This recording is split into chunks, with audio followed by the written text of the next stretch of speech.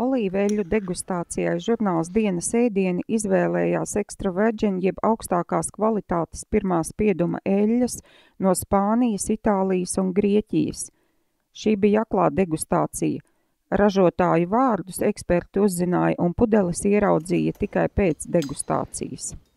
Olīveļļai ir ļoti specifiska garša, un tā nederēs tādiem maigākiem ēdieniem. Pankūkas, piemēram, cept olīveļļā nebūtu nekādas jēgas. Olīvas un olīveļļu priekš manīm vēl joprojām pēc 20 gadu tur nostrādājis esmu par pavāru, ir diezgan liela mīkla.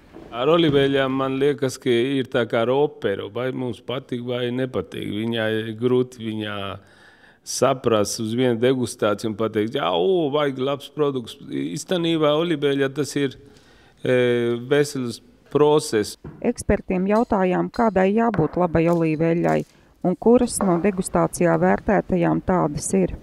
Viņai jābūt samērā biezai. Parasti viņi ir tādu sinepju dzelteni zaļa krāsa.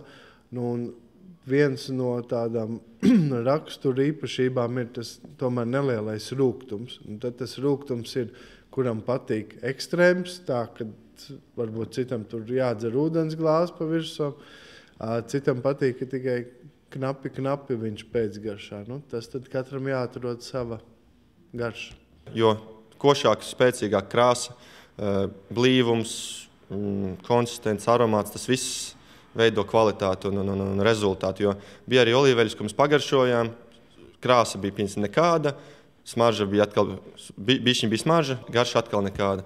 Bija arī tādas, kur pagaršojām, gan krāsa, gan garša, gan konsistence bija nekādas. Un bija atkal ļoti izteikta gan krāsa, gan konsistence, gan smarža, tā ka tas viennozīmīgi saistās uz olīveļas kvalitāti. Ideālā garša šeit nebija, bet ko es noteikti lietotu mājās, tā bija 5., 1. un 9. eļļa. Tās tādas viss pieņemamākas priekš manīm.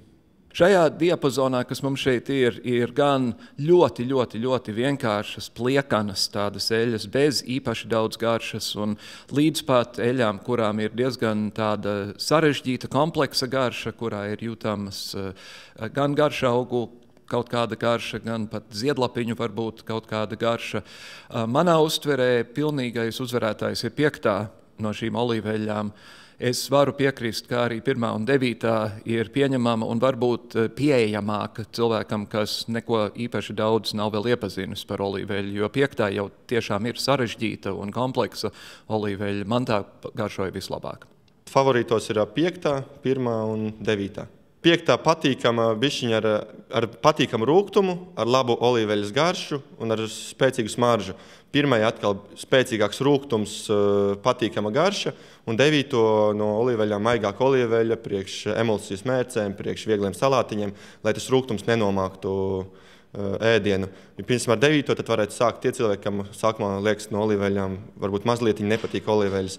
Jo ar olīveļām ir tāpat kā ar olīvēm. Ja mēs sākam ar nekvalitīvāku ar olīvu, tad visiem it kā negaršo olīveļas. Bet ja mēs pagaršotu kvalitatīvāku olīvu pirmajā reizē vai kvalitīvāku olīveļu pirmajā reizē, mums uzreiz būtu mīlestība pret šo produktu. Man patīk tā olīveļa tiešām, ja viņa ir rūgtākā, man ir garšīgāka. Un no visas, ko mēs degustējām, es piekrītu, ka numur 5. ir tā kā svaigi spiestā, vakardienā jau bija rūpnīca, šodien mums ir galda. Būtu labi, ja tas produktus nebūtu tik dārgus, kā ir tā cēnā veikalos, lai būtu pieejami. Pilnu degustācijas aprakstu meklējiet žurnālā Dienas ēdieni no 18. janvāra. Solvita Smiļģe, Artis Baņģieris, speciāli Diena TV.